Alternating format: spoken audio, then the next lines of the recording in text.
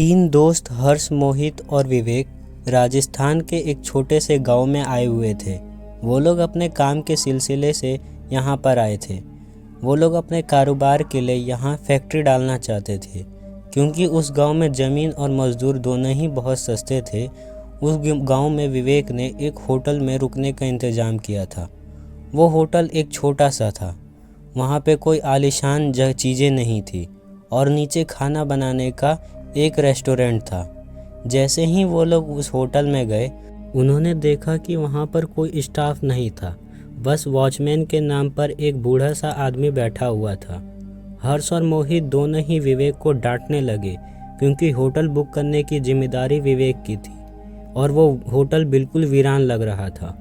उनकी बातों को सुनते ही वो वॉचमैन वहाँ पे हंसते हुए आया और उन तीनों के पास गया और उनसे पूछने लगा कि क्या तुम लोग इसी होटल में रुकने वाले हो। उन तीनों ने सर हिलाकर कहा हाँ, और वो बूढ़ा आदमी हंसते हुए वहाँ से चला गया। उन तीनों ने वॉचमैन की बातों पर ध्यान नहीं दिया। तभी रिसेप्शन पर एक आदमी आया जिसकी घनी दाढ़ी थी। वो आदमी ने उन्हें रूम की चाबी दे दी। वो लोग ऊपर अपने कमरे में गए। उन्होंने अपना सामान रखा और कुछ देर आराम करने लगे। हर्ष को अचानक प्यास लगने लगी और कमरे में पानी नहीं था। हर्ष जैसे ही पानी लेने कमरे से बाहर निकला, उसे पायल की आवाज़ सुनाई दी। ऐसी आवाज़ जैसे कोई पायल पहने भाग रहा हो। हर्ष डर गया। उसे ये बेहद अजीब लगा, क्योंकि उसको होटल में कोई और नज़र नहीं आ रहा था। अब उसके फ्लोर के लास्ट कोने से एक पायल की आवाज़ के साथ साथ एक लड़की की हंसने की भी आवाज़ आने लगी। हर्ष उस आवाज़ के पीछे जाने लगा कि तभी उसके कंधे पर किसी ने हाथ रखा और हर्ष और डर गया। हर्ष ने पीछे मुड़कर देखा तो रिसेप्शनिस्ट पानी लेकर खड़ा था।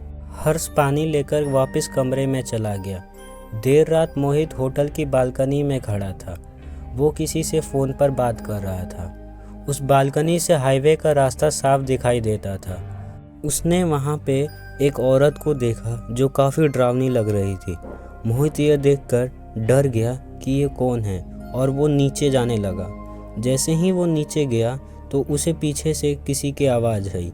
जैसे ही वो पीछे मुड़ा, एक सफ़ेद कपड़ों में एक बूढ़ा आदमी खड़ा था। उस आदमी की लंबी सी सफ़ेद दाढ़ी और चेहरे पर ढेर सारी झुर्रियाँ थी। मोहित उस आदमी को देखकर काफ़ी डर गया, क्योंकि वो आदमी सिर्फ हाईवे की तरफ देखकर मुस्कुरा रहा था। और जैसे ही उसने मोहित को देखा तो वो हंसना बंद कर दिया और मोहित की तरफ चलने लगा। मोहित उसे देखकर डर के मारे कमरे में आ गया और जब उसने खिड़की से देखा तो वहाँ हाईवे पे कोई भी औरत नहीं थी। अगले दिन वो तीनों वहाँ से अपने साइट के लिए निकलते हैं, लेकिन उनकी गाड़ी शुरू होकर थोड़ा आगे ही बढ़ी थी कि तभी बंद हो गई। साइट पर जाने के लिए उनके पास कोई बस या सवारी भी नहीं थी। तो इन तीनों ने रिसेप्शनिस्ट को कॉल करके पूछा तो उसके कहने पर एक मैकेनिक को बुलाया। 3 घंटे बाद जब वो मैकेनिक आया तो उसने गाड़ी को थोड़ी देर तक देखने के बाद गाड़ी को उसकी दुकान पर ले जाने को कहा। वो तीनों मैकेनिक के साथ ही उसकी गाड़ी में चले गए और साइट पर उतर गए। साइट देखते देखते शाम हो गई थी। उनको मैकेनिक का कॉल आया कि उनकी गाड़ी पूरी तरह से बिगड़ चुकी है और वो बनने में समय लगेगा। अब उन्होंने वापस जाने के लिए एक ट्रक वाले से बात की।